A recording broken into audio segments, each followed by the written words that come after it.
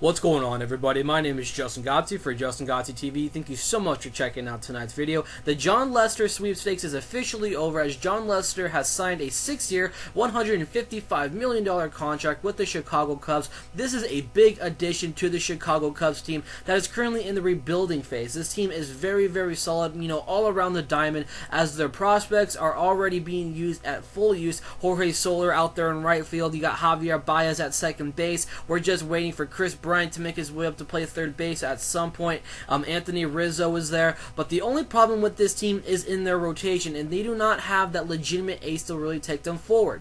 And Jon Lester coming into the Chicago Cubs roster, into this rotation as well, he's going to end up taking this and being that lead example at number one in this rotation.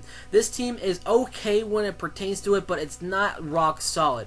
Jake Arrieta last year was an excellent gem when he was coming out onto the field and pitching. I think there was also a time where he got so close to a no-hitter. I think that was a game against the Pirates, if I'm not mistaken. He was just on his A game last year, so it's a very honor to have him at number 2. Kent Hendricks is number 3. Travis Wood is going to be placed in there as well. They also got Felix Dubron. This team has been making a lot of moves, as well as they got Jacob Turner earlier in the offseason when it was first getting going. The Miami Marlins were making some moves, and they were able to trade away Jacob Turner, who is at one point being a promising prospect. But this team's rotation is not as deep when you go into like 3, 4, and 5. But I really like what they have at 1, 2, and 3 with Lester at number 1, Jake Arrieta at 2, and Travis Wood at 3. I think it's going to be a really excellent and dynamic rotation. But when it pertains to Jon Lester's options at the time, over the course of the past 2-3 weeks, there's been a lot of teams just breathing down Jon Lester's neck because they really want Jon Lester. He is the hottest commodity on the free agent market right now, and with the signing of Jon Lester to Chicago, it's going to open up other pitchers. A lot of teams going after pitchers like Edison Volquez, Irvin Santana. Those are the two biggest names right now in my mind that are on the free agent market right now. You can also look at guys like Chris Medlin, who is just non-tendered, but a team would have to wait for him because he just come off his second Tommy John surgery in the same elbow, so there's a big issue there. But there's still some big names on that rotation in the in the pitchers in the free agent market. I'm sorry I'm talking a little bit fast on this, but I hope you guys get across what I'm trying to say.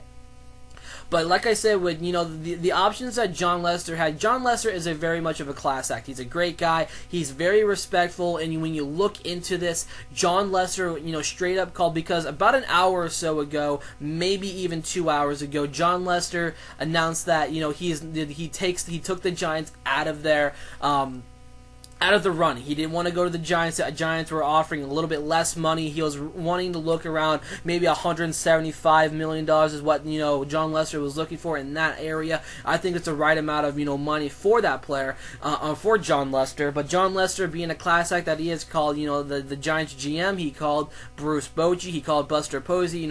Saying thank you for wanting to have interest in me to go to your team. But you know what? He's going to go and take another route, which led to him going to Chicago. And legitimately, when you look and pertains into the contract, a lot of people are saying, it's $166 million, a little bit too much. He's going to be around for 6 years. He's going to be their legitimate number 1. There's no question about that. The team can now look forward to adding in another piece or so. I still do not think the back end of the rotation is strong enough to really win them in any deep kind of race. I think that Jon Lester is going to be carrying that heavy workload next to Jake Arrieta. I respect what Travis Wood put up last year. Jacob Turner has not lived up to his expectations.